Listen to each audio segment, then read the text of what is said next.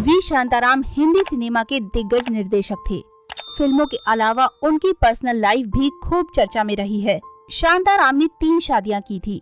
उनकी पहली पत्नी विमला बाई थी, दूसरी पत्नी जयश्री और तीसरी पत्नी संध्या थी। इंडियन फिल्म इंडस्ट्री में कई महान फिल्मकार हुए हैं, जिनकी फिल्में न सिर्फ लोगों का मनोरंजन करती हैं, बल्कि बेहद अहम और गंभीर मुद्दों को भी उठाती हैं। इन्हीं में से एक फिल्मकार थे वी शांताराम। 1901 में कोल्हापुर में जन्मे शांताराम ने मराठी और हिंदी सिनेमा में अपने काम के लिए जाने जाते हैं। उन्होंने डॉक्टर कोटनीस की अमर कहानी, झनक झनक झनक पायल बाजे और 2 आंखें 12 हाथ जैसी कई फिल्में बनाई हैं। शांताराम ने अपनी कुछ फिल्मों में खुद एक्टिंग भी की है, लेकिन उन्होंने एक डायरेक्टर के रूप में एक फिल्म फेयर, एक गोल्डन ग्लोब, एक राष्ट्रीय पुरस्कार और यहाँ तक कि बर्लिन अंतर्राष्ट्रीय फिल्म महोत्सव में 2 पुरस्कार जीते। शांताराम अपनी फिल्मों के साथ साथ अपनी पर्सनल लाइफ को लेकर भी सुर्खियों में रहे हैं। दरअसल शांताराम ने 3 शादियां की थी, वो भी बिना किसी को तलाक दिए। दिलचस्प बात तो ये है कि उनकी तीनों पत्नियां एक ही घर में रहती हैं। जब शांताराम 20 साल के थे, तब उन्होंने दोनों परिवारों के द्वारा तय रिश्ते के तहत अपनी पहली पत्नी विमला बाई से शादी की थी। शांताराम और विमला बाई के 4 बच्चे हैं।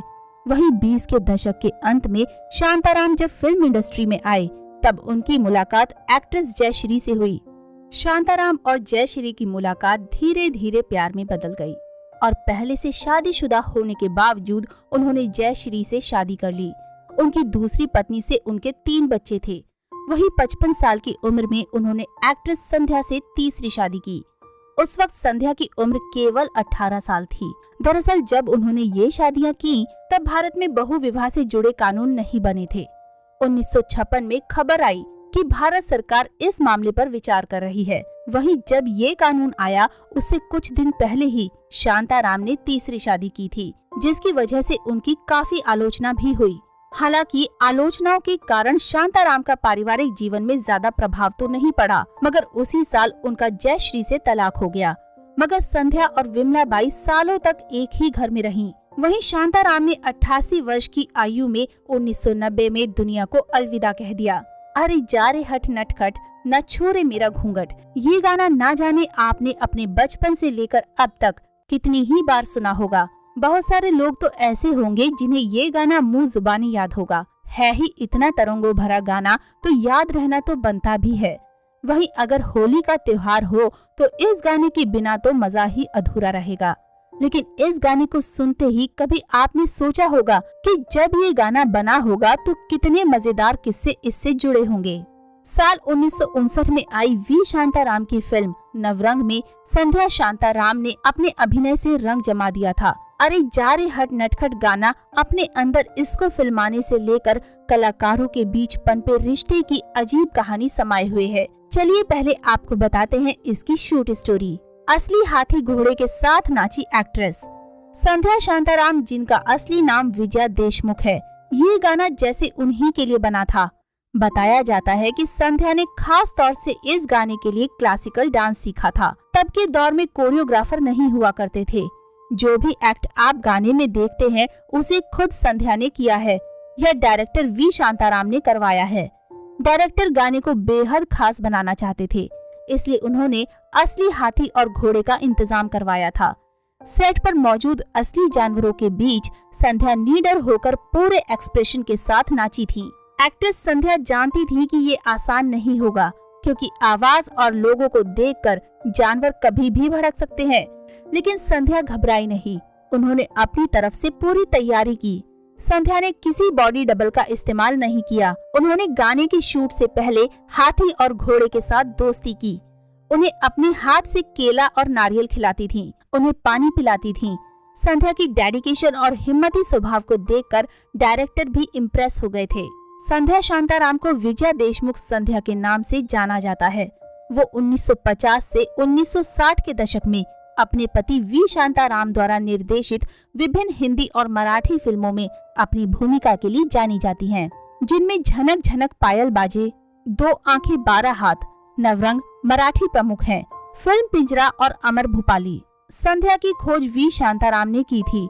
जब वो अपनी फिल्म अमर भोपाली के लिए नए चेहरों की तलाश कर रहे थे। तभी फिल्म निर्माता को जो बात प्रभावित कर गई वो ये थी कि उसकी आवाज अच्छी थी, जो अजीब तरह से उनकी दूसरी पत्नी अभिनेत्री जयश्री से मिलती जुलती थी। बाद में जयश्री के उन्हें छोड़ने के बाद उसने उनसे शादी कर ली। 1952 में संध्या ने उनकी मराठी फिल्म अमर भोपाली में एक गायिका की भूमिका में एक अभिनेत्री के रूप में शुरुआत की, जो कवि होंजी बाला की इच्छा की वस्तु थी। वो शांताराम की अधिकांश फिल्मों में दिखाई दी। अपनी अगली फिल्म 3 बत्ती 4 रास्ता में उन्होंने कोकिला नाम की एक गरीब लड़की का किरदार निभाया, जिसे उसकी काली त्वचा के कारण बदसूरत माना जाता है, लेकिन वो गुप्त रूप से एक सुंदर गायन आवाज वाली रेडियो स्टार है। शांताराम को हुआ संध्या से प्यार। हालांकि वी शांताराम शादीशुदा थे, लेकिन संध्या की डेडिकेशन और चेहरे की चमक उनसे छुपी नहीं रह पाई। डायरेक्टर ने उन्हें करीब से जान लिया था। संध्या के डेयरिंग नेचर को देख वो इम्प्रेस हुए बिना नहीं रह पाए। संध्या ने ज्यादातर शांताराम की ही फिल्मों में काम किया था। इन फिल्मों में झनक झनक पायल बाजे, 2 आंखें 12 हाथ, नवरंग, पिंजरा, अमर भोपाली जैसी हिट फिल्में शामिल हैं।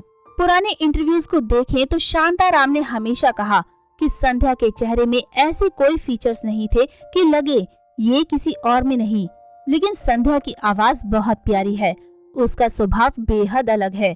शांताराम को संध्या के अंदाज को देख उनसे प्यार हो गया था। शांताराम की 2 शादियां हुई थी।